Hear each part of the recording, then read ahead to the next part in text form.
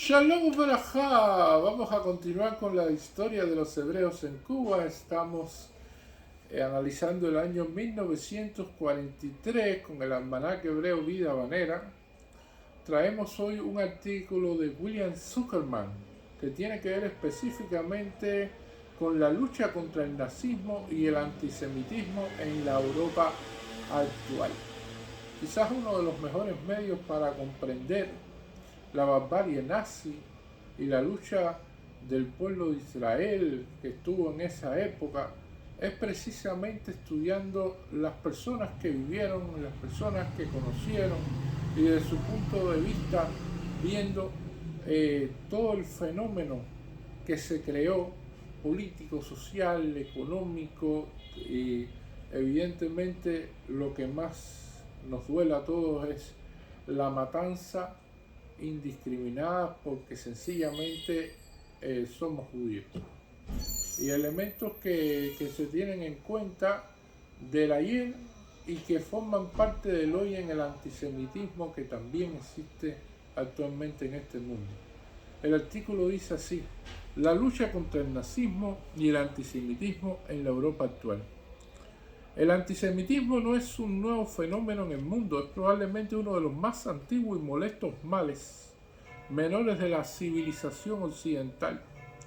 Pero nunca antes en los últimos 2000 años este problema siempre reflejó incidental de los más grandes desórdenes sociales de un país.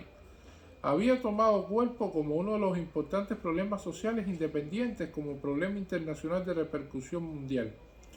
En los países nazistas, el problema judío ha llegado a ser el eje alrededor del cual giran todos los problemas sociales, políticos, económicos, psicológicos, religiosos. Se supone que es la fuente de todos los males de la humanidad, de todos los malestares sociales. Su solución se considera la condición principal para el milenio. Aún en los países que están fuera de la influencia nazi, el problema judío ha asumido aspectos y proporciones que trascienden la realidad y no pueden ser descritos sino como fantásticos. Es hoy en día la pompa de jabón más colosal de la humanidad. Que esto no es un accidente es demasiado obvio y no necesita una detallada explicación ahora después de 9 años de gobierno nazi en Alemania y de otra década de propaganda nazi. Ya el mundo conoce además la naturaleza real del antisemitismo nazi y el lugar que ocupa en sus planes. Sabe que los nazis están usando el problema judío no como un fin en sí, sino como un medio para lograr otros fines más importantes no judíos. Que lo están usando como instrumento para lograr propósitos que van mucho más allá de los problemas judíos ni de los intereses judíos. En Europa especialmente el conocimiento del nazismo está a lo menos 5 años más adelantado que en los Estados Unidos. Se conoce la verdadera naturaleza del antisemitismo nazi. Uno de los fraudes políticos más grandes del siglo, el más hábil conjunto de camuflaje psicológico jamás concebido por hombres crueles que buscan el poder. Los nazis, que más que cualquiera otros políticos han hecho uso deliberado de la psicología, comprendieron al principio de su carrera las ventajas que podían obtener de la peculiar situación de los judíos desparramados como pequeñas minorías en la mayor parte de los países del mundo y han explotado hasta el límite de estas posibilidades. Han usado a los judíos como una cuña para la penetración en los países extranjeros, como una fuerza falsa de entrada en la conciencia de los pueblos extraños. Han usado el problema judío psicológicamente como el Kaiser usó a Bélgica físicamente en la última guerra, como un paso para sus grandes fines de dominio mundial. Pero más, para hacer esto efectivamente tenían que sacar el problema de su posición local relativamente de poca importancia y colocarlo en un lugar crucial de política internacional, convirtiéndose en un problema mundial.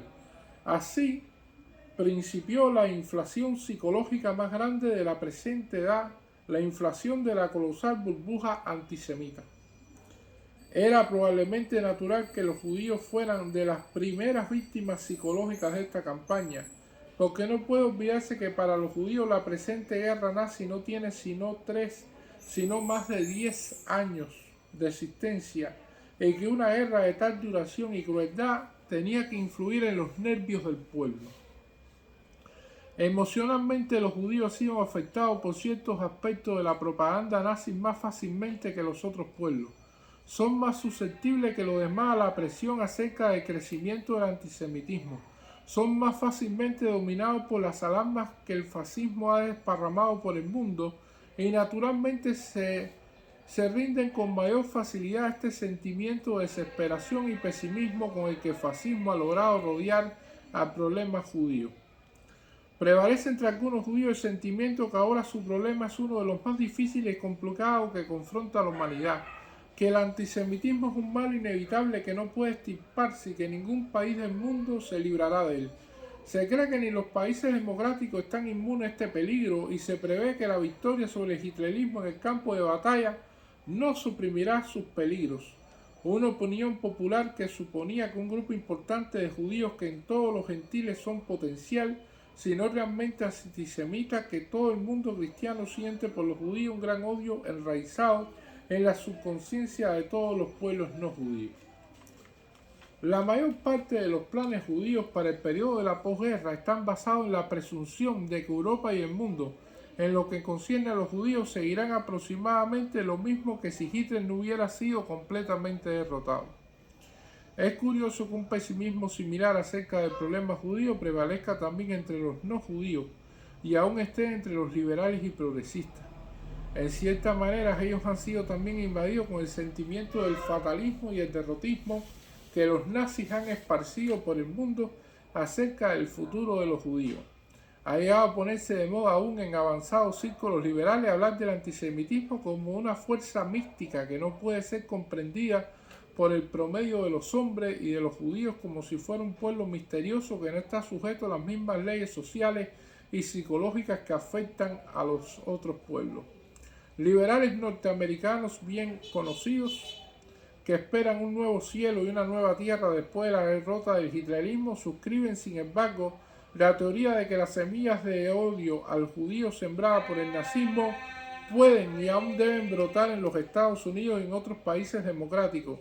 El capítulo más importante de la propaganda nazi, la distinción entre nazismo y antisemitismo, ha encontrado amplia aceptación entre judíos y gentiles en los Estados Unidos.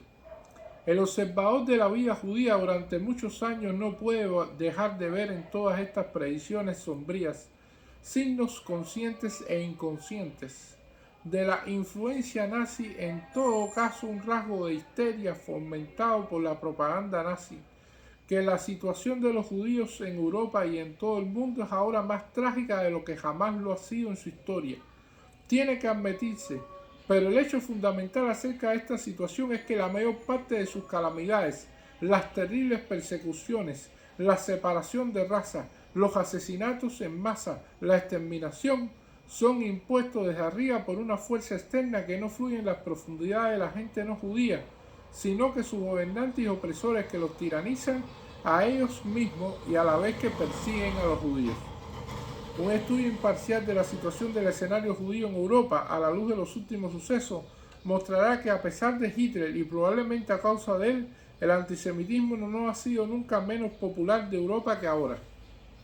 Los hechos reales, como los ven los que no tienen teorías que presentar, es que Europa parece estar en el medio de la más grande de los movimientos projudíos que el continente haya visto en un siglo.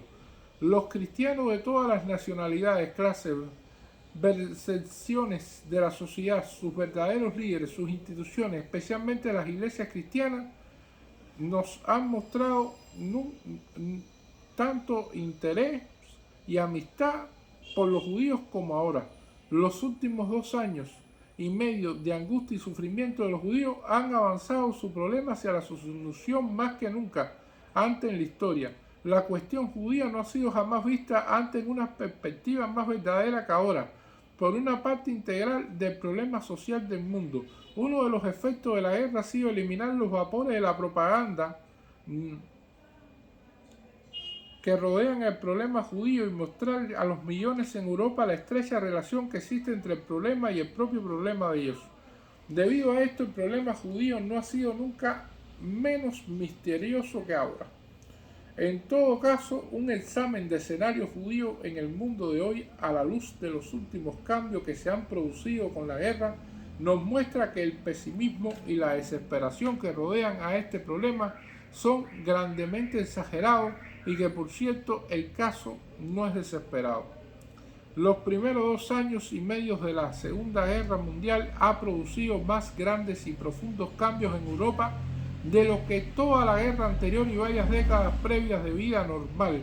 Algunos de estos cambios no se ven todavía claramente porque están oscurecidos por la sombra de la guerra, pero en la oscuridad de la peor ocupación militar de la historia, detrás de las macizas murallas de los campos de concentración nazis, de sus campos de trabajo forzado, de sujetos y otros medios de la tiranía nazi, está llegando a la madurez más de una silenciosa revolución, ayudando a crear este nuevo mundo que tiene que nacer cuando la guerra haya terminado.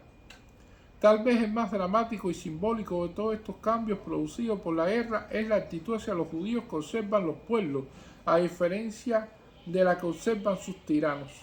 La censura nazi hace que todo lo que pueda para oscurecer esta interesante manifestación, pero la propia prensa nazi se ve obligada a revelar su existencia e influencia, en principal a través de las quejas y amenazas que esta prensa, a través de la valentía de la pequeña prensa neutral que todavía existe en Europa, particularmente los diarios suecos, y a través del heroísmo de centenares de diarios y difusoras antinazis que florecen clandestinamente en Europa, que esta interesante manifestación emerge de la penumbra de la ocupación militar nazi.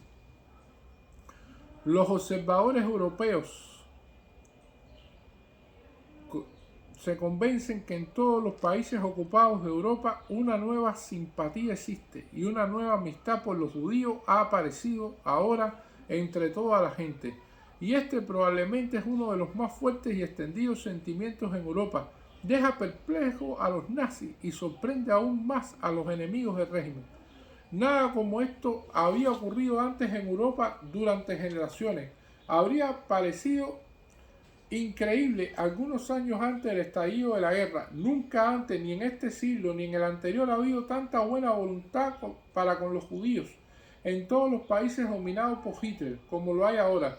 Nunca ha habido tanta ayuda activa para ellos. Desde los Países Bajos, de Polonia y de Escandinavia hasta los Balcanes, el pueblo está saboteando secreta y abiertamente las leyes antisemitas de los nazis. Está rehusando boicotear a los judíos, rehusando ser segregado de ellos, rehusando cooperar con los nazis en perseguir, insultar y hambriar a los judíos. En todas partes el pueblo ayuda a los judíos a obtener alimentos, ropa y otros artículos que los nazis les prohíben comprar. En algunos países como Noruega y Holanda existen movimientos sociales organizados con el solo propósito de ayudar a los judíos a contravenir las leyes nazis antijudías. Se forman sociedades especiales para ayudar a los judíos a abandonar los campos donde son perseguidos, para pagar las multas colectivas que le imponen los nazis y en general para apoyarlos y confortarlos. Donde no hay movimiento organizado, los individuos actúan por propia iniciativa y ahí está el testimonio de la prensa nazi para comprobar el hecho de que el número de gentiles que han perdido sus puestos, su libertad y aún sus vidas en un esfuerzo para ayudar a los judíos alcanza a los miles. El movimiento es espontáneo, abarca todas las clases sociales y está saturado de un fuerte sentimiento religioso. En la mayor parte de los países protestantes está también inspirado y dirigido por las iglesias. En opinión de los mejores observadores europeos, hay ahora menos sentimiento antijudío en los países de Europa del que ha habido durante generaciones. El antisemitismo como teoría y está desacreditado, odiado y se le ha hecho oposición activa. En Holanda, las universidades principales se declararon en huelga cuando los nazis intentaron hacer que los judíos se sentaran en bancos separados y cuando quisieron crear cursos de racismo. Los profesores y los estudiantes se combinaron para desafiar a los nazis y prefirieron la suspensión de los estudios y muchos de ellos largos periodos en campos de concentración antes de permitir la introducción del antisemitismo nazi en las universidades. En Ámsterdam, la primera revuelta franca y abierta contra los invasores nazis tuvo lugar cuando los obreros holandeses salieron a defender con su fuerza físicamente a los judíos amenazados por un pogrom nazi. En Bélgica, el primer intento de introducir insignias amarillas para los judíos fue frustrado cuando los no judíos se pusieron voluntariamente la misma insignia como señal de simpatía. Una segunda tentativa se está combatiendo con la misma porfia. En Noruega, la seria oposición de la clerecía protestante y luterana contra los invasores nazis propició como una protesta abierta en todas las iglesias contra la introducción de las leyes antijudías en el país. La señal para la revuelta fue la carta pastoral del obispo Eivind Belgrad, jefe de las iglesias protestantes y luteranas de Noruega, que es probablemente el documento más fuerte contra el antisemitismo que jamás ha habido en la Europa nazi. En este país también se formó la primera organización ilegal de ciudadanos prominentemente con el único propósito de contrarrestar la persecución nazi de los judíos. Otto Nassing, hijo de famoso explorador y filántropo, está ahora en un campo de concentración noruego por iniciar este movimiento. En Dinamarca, el rey Cristian amenazó abdicar al trono si los nazis introducían las leyes antijudías en el país contra la voluntad del parlamento, y todo el país respaldó a su rey. En Checoslovaquia, la lucha del pueblo contra las leyes antijudías de los nazis ha sido tan persistente y tan efectivo que después de 3 años de amenazas y exigencias de colaboración con los nazis, el protectorado ha llegado a la conclusión que toda la población judía de Checoslovaquia, 90.000 hombres, mujeres y niños, debe ser internado en campos de concentración. De ninguna manera se podía impedir a la población no judía ayudar y mostrar amistad hacia los judíos. Incidentalmente, los nazis admiten que esta es la principal razón para la introducción de los guetos judíos en todos los países que ocupan. Estos se han hecho necesarios para impedir que los no judíos confraternicen con los judíos y burlen las leyes antisemitas. Los guetos son un resultado de la oposición de los gentiles a la guerra nazi contra los judíos. La más admirable manifestación de esta lucha tiene lugar en Polonia, ese país que antes de la guerra era el semillero del antisemitismo en Europa. Dirige ahora el movimiento pro amistad con los judíos. Más polacos han sido ejecutados por los nazis por ayudar a los judíos a obtener alimentos y a escapar de los guetos que personas de cualquier otra nacionalidad. Observadores polacos dicen que no ha habido en todo un siglo mayor amistad entre judíos y polacos. Aún en el Tercer Reich mismo, la ola de amistad por los judíos está llegando a los más altos niveles que jamás haya alcanzado. Ahí está el testimonio casi diario de la prensa nazi para mostrar protestando actos de bondad, cortesía e ayuda directa a los judíos de parte de los alemanes. En opinión de las personas que conocen Alemania bien, no habría vivo un solo judío en el Tercer Reich si no fuera por la persistente y secreta ayuda que han recibido de los alemanes no nazis. Este cambio notable que la guerra ha llegado a Europa se debe en parte a la creación psicológica contra la propaganda salvaje de palabra y de hecho que los nazis han estado conduciendo contra los judíos que han hecho a su combinación en la presente guerra.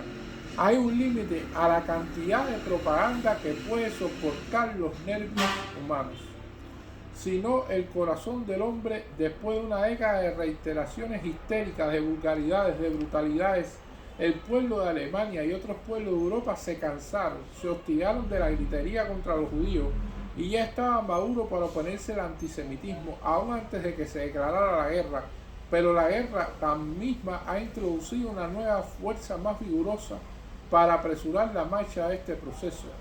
Desde el principio los nazis han ligado tan íntimamente su teoría y acción con el odio y la persecución a los judíos que en el espíritu del hombre promedio de Europa el régimen nazi y el antisemitismo ha llegado a ser una de las mismas cosas. Los nazis mismos lo han hecho así, poniendo siempre a los judíos en la primera línea de su ataque, levantando el odio a los judíos como la bandera, el emblema y el símbolo de su régimen. Durante cerca de 2 décadas el nazismo ha desafiado al mundo a combatir en terrenos antisemitas, Ahora el mundo ha aceptado el desafío a las muchas otras razones psicológicas, morales y religiosas que los pueblos de Europa tenían para su reacción contra el antisemitismo nazi. Se ha agregado ahora otra más poderosa razón de todas, la convicción política que la destrucción del nazismo necesita la destrucción del antisemitismo. Esta es la razón por la que la oposición al nazismo en Europa está formando la forma de lucha contra el antisemitismo. Esta es la razón por la que el antisemitismo está ahora más desacreditado y es más odiado en el continente europeo de lo que ha sido durante generaciones, y por qué el odio al judío como movimiento, según todas las probabilidades que durante mucho tiempo después de terminada la guerra, sino otra causa, su larga asociación con el nazismo es la razón para que sea así. El mundo democrático está ahora más unido en pensamiento y en acción de lo que ha estado antes, y un cambio importante en alguna parte de este mundo debe afectar a otras partes del mundo. En consecuencia, y es lógico asumir que el estado de espíritu de Europa se extenderá al resto del mundo, especialmente a los Estados Unidos, que tienen tantas razones para oponerse a los prejuicios y odios raciales y para tratar de evitar la separación racista dentro de su propio país. Este fue el artículo desarrollado por William Zuckerman, la lucha contra el nazismo y el antisemitismo en la Europa actual. Muchas gracias.